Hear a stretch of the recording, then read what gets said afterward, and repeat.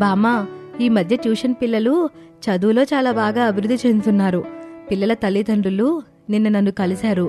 బాగా చదువుతున్నారని సంతోషపడ్డారు. నన్ను బాగా మెచ్చుకున్నారు బామ్మా. ఇదంతా నీ తెలివల్లే. నాదేముందిలే వైదేహి, నీ శ్రద్ధ, నీ ప్రేమ వల్లే ఇదంతా. పిల్లల తల్లిదండ్రులకి నీపై నమ్మకం వచ్చింది. ఆ నమ్మకం మాత్రం పోగొట్టుకోవద్దు. తప్పకుండా బామ్మా, నాకు ఇప్పుడిప్పుడే అర్థమవుతుంది జీవితం అంటే ఏంటో, దాని విలువేంటో. నువ్వు కొద్ది రోజుల క్రితం చెప్పిన మాటలే నన్ను ఇక్కడి వరకు తీసుకొచ్చాయి. నువ్వు తెలుసుకున్నావు కదా వైదేహి, నాకది చాలే. అంతలోనే సుధాకర్ ఇంట్లోకొచ్చాడు. ఏంటి ఉదయాన్నే బామ్మ మనవరాలు ముచ్చట్లు పెడుతున్నారు? ట్యూషన్ పిల్లల గురించి బామ్మతో చెప్తున్నానులేండి. ట్యూషనే కాదు బామ్మ, మన పచ్చళ్ళకి కూడా డిమాండ్ పెరిగింది. మన పచ్చళ్ళు మన ఊరు మొత్తం కొంటున్నారు. మన పచ్చళ్ళు కొనని వాళ్ళు లేరనుకో. మన పచ్చళ్ళు అంతమంది కొంటున్నారంటే మన మీద వాళ్ళకి అంత నమ్మకం. ఆ నమ్మకానికి కారణం మన పచ్చళ్ళ నాణ్యత, అందరికీ అందుబాటులో ఉండే మన పచ్చళ్ళ ధర. మనం అత్యాశకు పోయి ధరలు పెంచినా, వ్యాపారంలో కల్తీ చేసినా, ఇన్ని రోజులు నిలబెట్టుకున్న నమ్మకం ఒక్కసారిగా పోతది. నువ్వేదంటే అదే బామ్మ. అలా కొద్ది రోజులు గడిచే కొద్దీ శాంతమ్మ పచ్చళ్ళు రంగసాయిపేట మొత్తం పేరు పొందాయి. ఓ రోజున శాంతమ్మ పచ్చళ్ళపైన కనుబడింది సిద్ధయ్యకి. నేను అన్ని ఊళ్ళల్లో పచ్చళ్ళ వ్యాపారం పెట్టాను, ఒక్క రంగసాయిపేటలో మాత్రం పెట్టలేకపోతున్నాను. వాళ్ల ఊర్లో ఎవ్వరూ కూడా బయటి వాళ్ళని అనుమతించటం లేదు. ఏదో ఒకటి చేసి ఆ ముసలమ్మ పచ్చళ్ళు మూతపడేస్తే నా పచ్చళ్ళ వ్యాపారం పెట్టొచ్చు అని ఆలోచించసాగాడు. కాసేపటికి పచ్చళ్ళు పెట్టాలంటే ఆ ముసలిదానికి శక్తి ఉండాలి.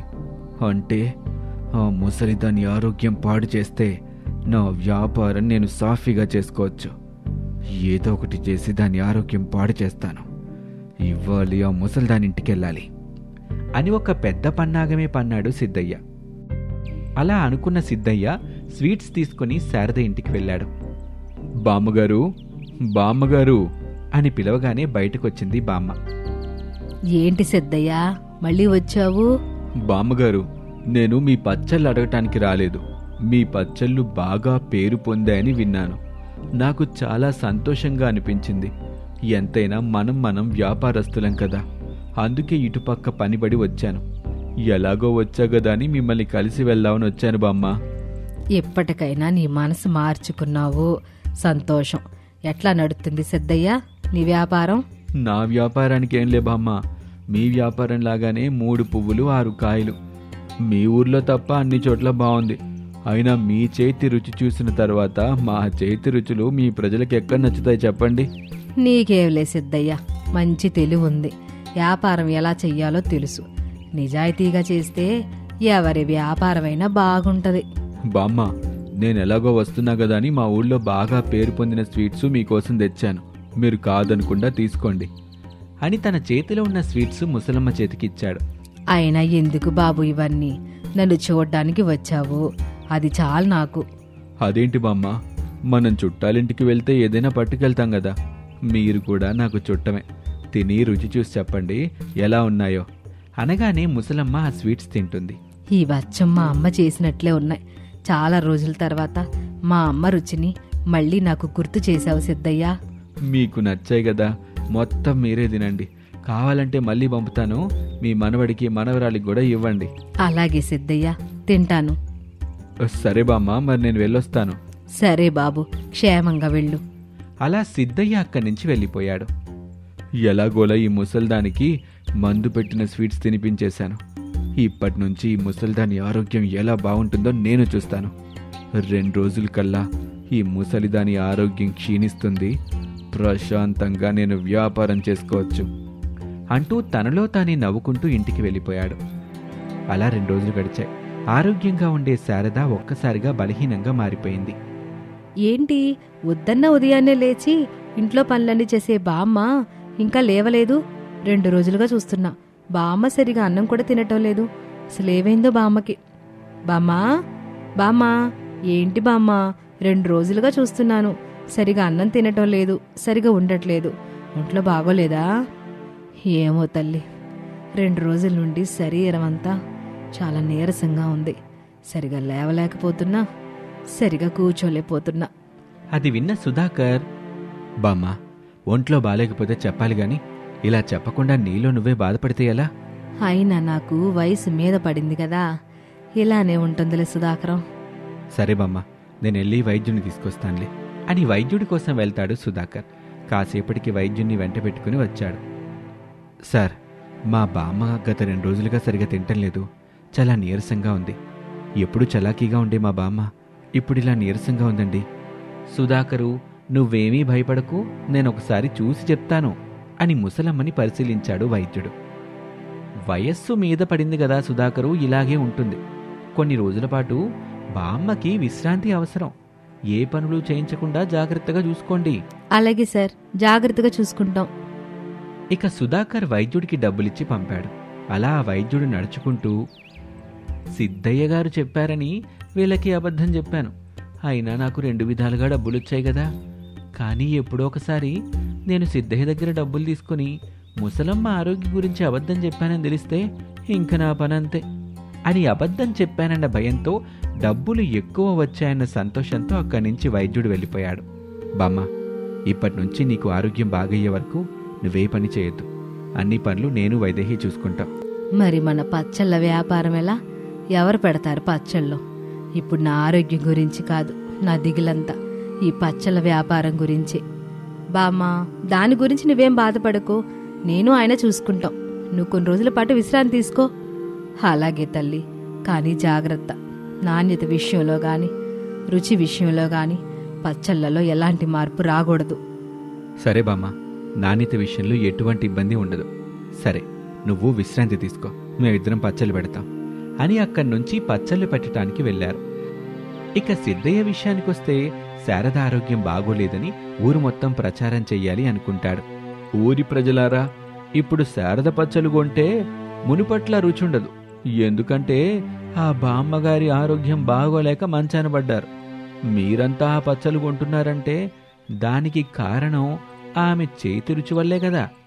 ఇప్పుడు అదే పచ్చళ్ళు ఆమె చేయకుండా వాళ్ళ మనవడు మనవరాళ్ళు చేస్తున్నారు. ఇప్పుడు ఆ రుచి రాదు, ఆ నాణ్యత రాదు. కాని నా దగ్గరుండే పచ్చళ్ళు అలా కాదు. అమ్మమ్మల కాలంలో ఎలాగైతే చేసేవాళ్ళో మేం కూడా అలాగే చేస్తున్నాం. కావాలంటే ఒకసారి కొని రుచి చూడండి అని అక్కడ ఉన్న ఊరి ప్రజలకి చెప్తూ ఉంటాడు. కొంతమంది ఊరి ప్రజలు సిద్ధయ్య దగ్గర కూడా పచ్చళ్ళు కొని రుచి చూడాలి అనుకుంటారు. అలా సిద్ధయ్య రంగసాయిపేటలో పచ్చళ్ళ వ్యాపారం మొదలు పెడతాడు. ఇప్పుడు శారద పచ్చళ్ళకి గిరాకీ తగ్గింది. ఒక రోజున వైదేహి, బామ్మా, మనకు పోటీగా మన ఊర్లో సిద్ధయ్య పచ్చళ్ళ వ్యాపారం పెట్టాడు. ఇప్పుడు మన పచ్చళ్ళు ఎవరూ కొనట్లేదు. నువ్వేం అలా అనుకోవద్దు మనవరాలా, మన వ్యాపారం మనది, ఆళ్ళ వ్యాపారం ఆళ్ళదే అని అంటుంది. అలాగే రోజులు గడుస్తూ ఉంటాయి. ఇక శారద పచ్చళ్ళు మూతపడేలా ఉన్నాయి. ఒక రోజున వైదేహి సిద్ధయ్య పచ్చళ్ళు కొని ఇంటికి తీసుకొచ్చింది. ఇవి సిద్ధయ్య పచ్చళ్ళ వైదేహి? అవును బామ్మ, నేను రుచి నాణ్యత మనకంటే బాగున్నాయో లేదో చూద్దామని తీసుకొచ్చాను. ఏది కాస్త పెట్టు అని కొంచెం పెట్టించుకొని మరీ రుచి చూసింది. వైదేహి, ఇందులో ఏదో కల్తీ ఉంది. అసలు ఇవి నాణ్యతగానే లేవు. నాకు పచ్చళ్ళ విషయంలో బాగా అవగాహన ఉంది. రుచి చూసి చెప్తాను అవి నాణ్యత ఉన్నాయో లేదో అని. మరిప్పుడు ఎలా బామ్మ, ఊర్లో విషయం చెప్దామా? వద్దు తల్లి, మన పచ్చళ్ళు అమ్ముడు పోవడం కోసం సిద్ధయ్య పచ్చళ్ళ గురించి తప్పుడు ప్రచారం చేస్తున్నాం అనుకుంటారు. నేనే ఏదో ఒకటి ఆలోచించి మన వ్యాపారం మళ్ళీ ముందుకు పోనిస్తాను అని ఆ రోజు మొత్తం ఆలోచించింది శారద. మరుసటి రోజు ఉదయం, అమ్మా వైదేహి, ఇలా రా తల్లి. చెప్పు బామ్మ. నిన్న బాగా ఆలోచించాను. నేను పచ్చళ్ళు చేయడం లేదనే కదా ఎవరో మన పచ్చళ్ళు కొనట్లేదు. ఇప్పుడు మళ్ళీ నేనే పచ్చళ్ళు చేస్తే అది కూడా ఇంట్లో కాదు, ఊరికి మధ్యలో ఉన్న రచ్చబండ దగ్గర చేద్దాం. అంతలోనే సుధాకర్ బయట నుంచి ఇదంతా విని, ఆలోచన బావుంది బామ్మ, మరి నీ ఆరోగ్యం పరిస్థితి ఏంటి? నా ఆరోగ్యానికి ఏమైంది? దిట్టంగా ఉంటే. పదండి, ఈ రోజు నుండే మళ్ళీ మన వ్యాపారాన్ని ముందుకు తీసుకెళ్దాం. సరే బామ్మ, మీరు చెప్తూ ఉంటే మేం కూడా చేస్తాం. పదండి వెళ్దాం అని పచ్చళ్ళకి కావాల్సిన వస్తువులన్నీ తీసుకెళ్లారు. రచ్చబండ దగ్గరికి చేరుకున్నారు. ఓపిక లేకున్నా ప్రజల ఆరోగ్యం కోసం శారద మళ్లీ పచ్చళ్ళు చేయటం మొదలుపెట్టింది. మళ్లీ ఊళ్ళో జనమంతా శారద పచ్చళ్ళ వాసనకొచ్చి పచ్చళ్ళు కొంటున్నారు. అమ్మో, ఈ ముసల్ది మామూలుది కాదు, ఎంత తెలివి! ఇక్కడే ఉంటే నా కల్తీ పచ్చల గురించి ఆరా తీస్తుంది. నా వ్యాపారం గురించి బట్టబయలు కాకముందే ఇక్కడ నా వ్యాపారం మూసేసి మరో చోట వ్యాపారం పెట్టుకోవాలి అని సిద్ధయ్య వేరే రాష్ట్రంలో పచ్చల వ్యాపారం మొదలుపెట్టే నెపంతో ఆ ఊళ్ళో నుంచి వెళ్ళిపోయాడు. శారద ఇంతకు ముందులాగానే తన పచ్చళ్ళకి మంచి లాభాలు పొందుతుంది. పక్క గ్రామాల్లో కూడా శారద పచ్చళ్ళ గురించి తెలిసి అందరూ కొనటం మొదలుపెట్టారు. మునుపటిలాగానే శారద పచ్చళ్ళ వ్యాపారం లాభాల బాటలో ముందుకు వెళ్తూ ఉంటుంది. పేదమ్మాయి చాందిని వాళ్ళ నాన్న చనిపోవటంతో ఎవరూ చూసేవాళ్లు లేక ఊరిలో చివరున్న ఒక పెద్ద చెట్టు కింద జీవనం కొనసాగిస్తోంది. ఒక రోజున వర్షం ఎక్కువగా కురవటంతో చలికి వణుకుతూ, నాకు చలిగా ఉంది, ఈ చెట్టు కింద కూడా వర్షం పడుతుంది, ఇప్పుడు నేనేం చేయాలి అని చుట్టూ చూసింది. చాందినికి ఏమీ కనిపించలేదు. అయ్యో, కప్పుకోవడానికి కూడా ఏమీ లేవు అని తనలో తాను అనుకుంటూ ఉండగా దూరంగా ఒక పాత చీర కనిపించింది. వెంటనే పరిగెత్తుకుని వెళ్ళి ఆ చీర తెచ్చుకొని చుట్టుకుంది. అమ్మో, ఈ చీర కప్పుకుంటే కొంచెం వెచ్చగా ఉంది, ఇవాళకి ఇది చాలు అని అనుకునేలోపే వర్షం మరింత ఎక్కువగా కురిసింది. ఆ వర్షానికి చాందిని కప్పుకున్న చీర మొత్తం తడిచిపోయింది. ఈ చీర కూడా తడిచిపోయింది. ఇక నాకు వేరే మార్గం లేదు, ఎవరింట్లోనైనా ఉండడానికి ఆశ్రయం అడగాలి అని వర్షంలో తడుచుకుంటూ ఒక ఇంటి ముందు నిలబడింది. అమ్మా, ఎవరైనా ఉన్నారా అని పిలవగానే ఇంట్లో నుంచి వరలక్ష్మి బయటకు వచ్చింది. ఏంటే ఎంత వర్షంలో నా ఇంటి ముందు నిలబడ్డావు? అమ్మగారు, బయట చాలా చలిగా ఉంది, మీ ఇంట్లో కాస్త ఆశ్రయం ఇవ్వండి, మళ్ళీ వర్షం తగ్గగానే వెళ్ళిపోతాను. నా ఇంట్లో చోట నీ అవతారం చూసుకున్నావా? మా ఇంట్లో పని మనిషి కూడా నీలాగా ఉండదు. అమ్మగారు, ఒకసారి దయ చూపండి, రేపటికల్లా వెళ్ళిపోతాను. అమ్మో, వద్దు తల్లి, నీకు ఈవేళ ఆశ్రయం ఇస్తే మళ్ళీ రేపు కూడా వస్తావు. చుట్టుపక్కల వాళ్ళు చూస్తే నీలాంటి వాళ్ళకి ఆశ్రయం ఇచ్చానని నా పరువు తీస్తారు. అయినా నీకు నా ఇల్లే కనబడిందా ఆశ్రయం అడగడానికి? చాందిని ఏమీ మాట్లాడకుండా అక్కడి నుంచి వెళ్ళిపోయింది. వర్షం ఏమాత్రం తగ్గలేదు. చాందిని తడిచిన బట్టలతో వణుకుతూ మరొక ఇంటి గుమ్మం దగ్గరగా వచ్చింది. చాందిని మరోసారి తన మనసుకు ధైర్యం చెప్పుకొని ఆ ఇంటి తలుపు తట్టింది. లోపల నుంచి శాంతమ్మ వచ్చింది. అబ్బబ్బబ్బా, ఈ వర్షంలో కూడా నన్ను ప్రశాంతంగా ఉండనివ్వరా? ఎవరొచ్చారు అని చూసేసరికి ఎదురుగా చాందిని కనిపిస్తుంది. ఏంటే ఇలా వచ్చావు? నీకిక్కడేం పని? చాందిని గజగజ వణికిపోతూ, అమ్మగారు, ఈ చలికి ఆ చెట్టు కింద ఉండలేకపోతున్నాను. ఈ పూటకి మీ ఇంట్లో కానీ మీ ఇంటి వరండాలో కానీ కాస్త ఆశ్రయం ఇస్తే ఉదయాన్నే వెళ్ళిపోతాను. అమ్మో అమ్మో, ఎంత పన్నాగం పన్నావు తల్లి. వర్షాన్ని అడ్డు పెట్టుకుని మా ఇంట్లోకి వచ్చి దొంగతనం చెయ్యాలన్నదే కదా నీ పథకం. అమ్మా, నేను ఆశ్రయం కోసం వచ్చానే కానీ దొంగతనం చేయాలని కాదు. ఈ పూటకి కాస్త చోటు ఇవ్వండమ్మా, చాలు. చోట్లేదు ఏవలేదు, ఎక్కడి నుండి వెళ్ళిపో. అసలే మా ఆయన కూడా ఇంట్లో లేరు. నీకు ఆశ్రయం ఇచ్చి జరగరాంది ఏదైనా జరిగితే మా ఆయన నన్ను కూడా ఇంట్లో ఉండనివ్వడం. ఇక్కడి నుండి నువ్వు దయచేయి తల్లి. ఆ మాటలు విన్న చాందినికి ఏం మాట్లాడాలో తెలియక మళ్ళీ ఆ చెట్టు కిందకే వెళ్ళింది. మా నాన్న ఉండుంటే ఇప్పుడు నాకు ఈ పరిస్థితి వచ్చేది కాదు. అయ్యో దేవుడా, నేనేం పాపం చేశానయ్యా? నాకు ఇంత చిన్న వయసులో ఇంత పెద్ద శిక్ష వేశావు. తల్లిని తండ్రిని కూడా దూరం చేశావు. అలాగే ఆ వర్షంలో చెట్టు కింద పడుకుంది. తను అలా పడుకుందో లేదో వర్షపు నీరంతా తను పడుకునే చోటుకు వచ్చేసింది. నేను ఈ వర్షం నీటిలో ఎలా పడుకోవాలి? ఎవరు నన్ను నమ్మి ఆశ్రయం కూడా ఇవ్వడం లేదు అంటూ వర్షంలోనే తడుస్తూ ఆలోచించసాగింది. కాసేపటికి చాందినికి ఒక మంచి ఆలోచన వచ్చింది. కింద పడుకుంటే నీళ్ళన్నీ నేను పడుకునే చోటుకు వస్తున్నాయి, అదే చెట్టు మీద పడుకుంటే నీళ్లు రావు కదా అని చెట్టెక్కటానికి చాలా ప్రయత్నించి చివరికి చెట్టెక్కేసింది. కానీ తనకి ఆ చెట్టు మీద నుండి కిందకి చూస్తుంటే భయం వేస్తుంది. కాసేపటికే చెట్టు దిగింది. చెట్టు ఎక్కితేనేమో ఎక్కడ కింద పడిపోతానేనన్న భయం, కింద చూస్తే వర్షం అని తనలో తాను మదన పడిపోతుంది.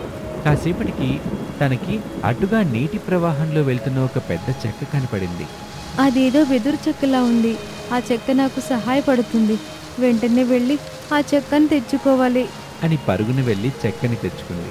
దేవుడు నా కోసమే ఈ చెక్క పంపించాడేమో అని చెక్కని చెట్టు కిందకి తెచ్చుకుని ఆ వెదురు చెక్క మీద పడుకుని కన్నీళ్లతో నిద్రపోయింది. వర్షం ఇంకా తగ్గలేదు. అలా రాత్రంతా తడిసిన శరీరం, ఆకలితో ఉన్న పొట్టతో ఆ చిన్నారి నిద్రపోయింది. ఉదయం అయింది. చాలా ఆకలిగా ఉంది. వర్షం కూడా తగ్గింది. ఎవరింటికైనా వెళ్ళి తినడానికి ఏమైనా అడుగుతాను అని పట్టుదలతో ఊరి వైపు నడక మొదలుపెట్టింది. మార్గ మధ్యలో రాత్రంతా వర్షంలోనే ఎవరూ ఆశ్రయం ఇవ్వలేదు. ఇప్పుడు తినడానికి అన్నం అడిగితే పెడతారా? ఇప్పుడు నా ఆకలిని ఎలా తీర్చుకోవాలి అంటూ ఆలోచించసాగింది. కాసేపటికి తనకి శివయ్య స్వామి గుడి గుర్తొస్తుంది. అయినా ఈరోజు సోమవారం కదా, శివయ్య స్వామి గుడిలో అన్నదానం చేస్తారు. నాన్న నన్ను చాలాసార్లు తీసుకెళ్లారు. అక్కడికి వెళ్తే కడుపు నిండా అన్నం తినొచ్చు. ఈ పూట ఎలాగోలా గడుస్తుంది అని గుడివైపు నడుచుకుంటూ వెళ్ళింది. చాందిని దేవాలయానికి చేరుకునేసరికి అక్కడ ఎవ్వరూ లేరు. అన్నదానానికి కూడా సమయం అయిపోయింది. ఇక్కడికి ఆలస్యంగా వచ్చానేమో, ఇంకా నా ఆకలి తీరదా? సర్లే, ఈ పూటకి నీళ్లు తాగి సరిపెట్టుకుంటాను అని నీళ్లు తాగటానికని వెళ్ళింది. అది గమనించిన దేవాలయ పూజారి, ఎవరమ్మా నువ్వు ఇక్కడికొచ్చి నీళ్లు తాగుతున్నావు? ఆ మాటలు వినగానే చాందిని తన బాధని ఆపుకోలేక ఏడుస్తుంది. నేనొక అనాథని స్వామి, నాకెవరూ లేరు. ఈవేళ ఇక్కడ అన్నదానం జరుగుతుందని ఆకలేసి వచ్చాను. కానీ ఇక్కడికొచ్చే సమయానికి అన్నదానం కూడా అయిపోయింది. పూజారికి ఆ చిన్నారి చాందిని చెప్పిన మాటలకి చాలా బాధ కలుగుతుంది. ఎవ్వరూ లేరు అని అనుకోకు తల్లి, ఆ పరమశివుడు ఎప్పుడూ నీకు అండగా ఉంటాడు. ఇక్కడే ఉండు, దేవుడికి పెట్టిన నైవేద్యం ఉంది, తీసుకొస్తాను. దేవుడికి పెట్టిందా? అది ఎంగిలైపోతుంది కదా స్వామి. ఏం కాదులే, ఈ పూటకి నీళ్లు తాగి పడుకుంటాను. పిల్లలు దేవుడితో సమానము అంటారు తల్లి.